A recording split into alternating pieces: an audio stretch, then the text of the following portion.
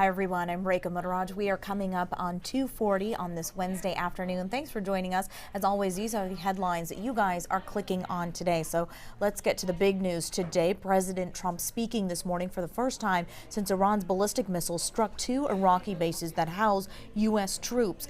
He says Iran appears to be, quote, standing down and no Americans or Iraqis were harmed last night. Now, the Iranian strikes had come days after Mr. Trump authorized the targeted killings of General Qasem Soleimani. He was the head of Iran's elite Quds forces. Now, during his speech, Mr. Trump reiterated his position that Iran will never be allowed to have a nuclear weapon, the president adding Americans should be, quote, extremely grateful and happy with the outcome.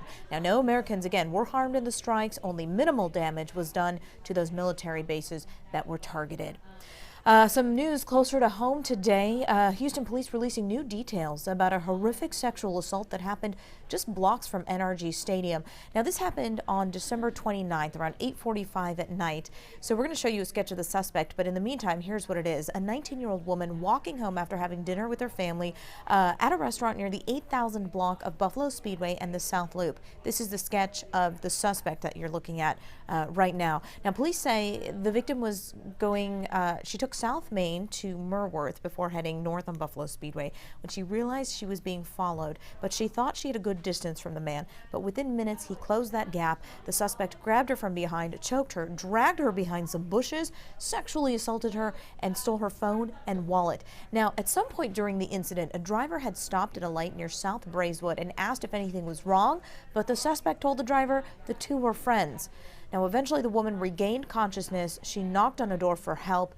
The suspect seen in that sketch right there is, police are saying, is a black man who's between 17 and 25 years old. He stands about 5 feet 5 inches tall, weighs about 150 pounds, was wearing a white t-shirt, white pants at the time of the assault, and his hair is braided.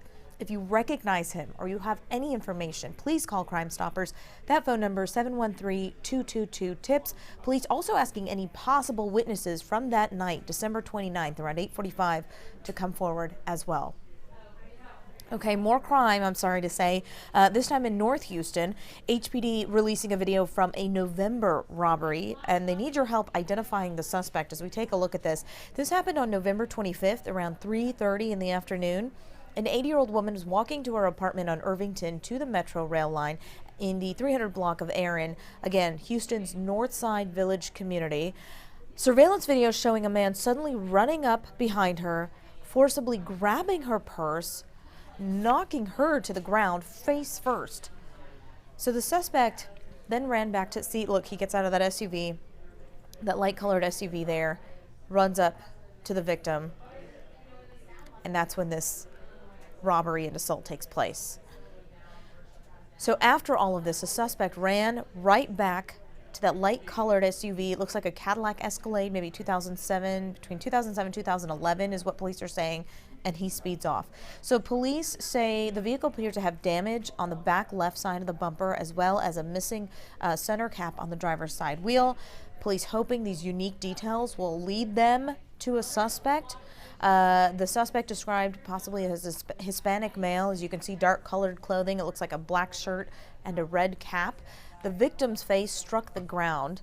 She has since recovered from that incident, and we are actually speaking to her. We have a reporter speaking with her right now to get more information. So you're going to hear from her coming up today at 4 p.m. on the 411.